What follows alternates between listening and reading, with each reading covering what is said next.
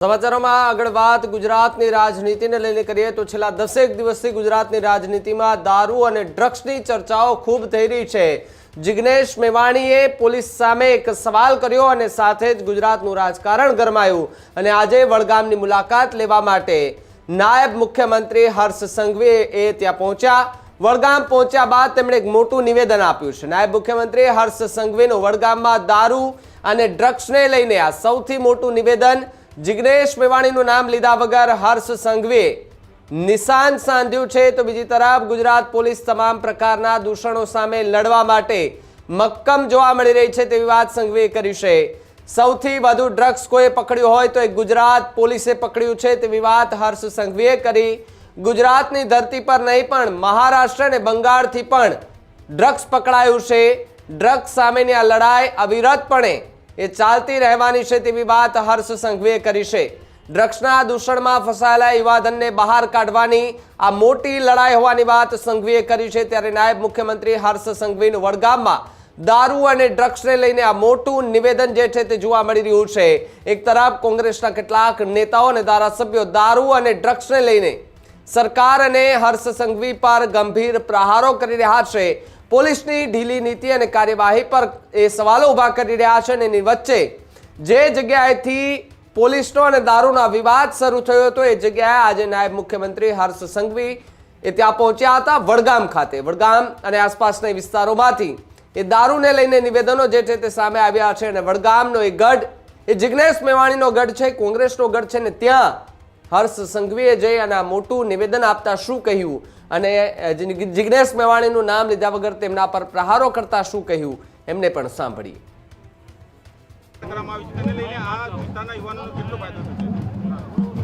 વડગામ તાલુકામાં આજે આધુનિક લાઇબ્રેરીની લોકાર્પણ કરવામાં આવ્યું છે।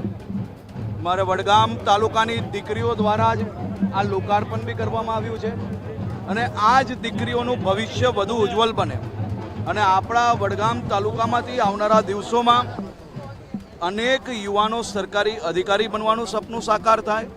એમના જીવનમાં ઉદ્યોગપતિ બનવું હોય કે વેપાર કરવો હોય કે પછી નોકરી પ્રાપ્ત કરવી હોય, એમના તમામ સપનાઓ આ લાઇબ્રેરી થકી સાકાર થાય તે પ્રકારે આ લાઇબ્રેરીની વ્યવસ્થા કરવામાં આવી છે। આ લાઇબ્રેરી અત્યાધુનિક જ છે એટલું નહીં, પરંતુ 20,000થી વધુ પુસ્તકો, 160થી વધારે સિટિંગ, બાળકો ઇન્ટરનેશનલ કોલેજમાં ભણતા હોય ને પ્રોજેક્ટો જેમ બનાવતા હોય એવા પ્રોજેક્ટો બનાવી શકે તેવી વ્યવસ્થાઓ, સાથે સાથે એમના કોન્ફરન્સ રૂમની વ્યવસ્થાઓ, લાઇબ્રેરીની વ્યવસ્થાઓ, કોમ્પ્યુટર ઇન્ટરનેટની વ્યવસ્થાઓ, આ વડગામ તાલુકાની અંદર અદ્ભુત લાઇબ્રેરીની શરૂઆત થઈ છે। અને ખાસ કરીને હું મારા વડગામ તાલુકાના સૌ નગરજનોને, બધા જ સમાજના અગ્રણીઓને બે હાથ જોડીને વંદન કરીને એમનો આભાર માનવા માંગુ છું। હજારોની સંખ્યામાં ખૂબ આગેવાનોથી લઈને યુવાનો સુધી બધા જ લોકોએ જે પ્રેમ અને સ્નેહ આપ્યો છે તે બદલ એમનો આભાર।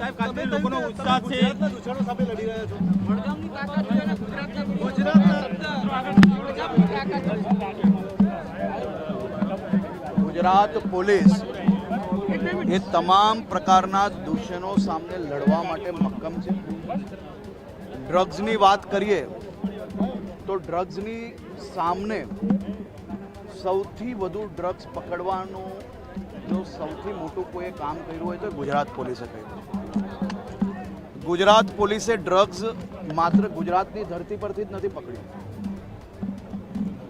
બંગાળના પોર્ટથી લઈને મહારાષ્ટ્રથી લઈને પંજાબની જેલોમાંથી ચાલતું નેટવર્કોને બી પર્દાફાશ કરીને પકડવાનું કામ એ આપણી ગુજરાત પોલીસ અને ગુજરાત ATS દ્વારા કરવામાં આવ્યું છે। આ લડાઈ અવિરતપણે ચાલશે, સૌ સમાજોને સાથે લઈને સામાજિક રીતે બી ચાલશે અને માત્ર આ લડાઈ એ ડ્રગ્સ વેચવાવાળા પૂરતી જ નથી।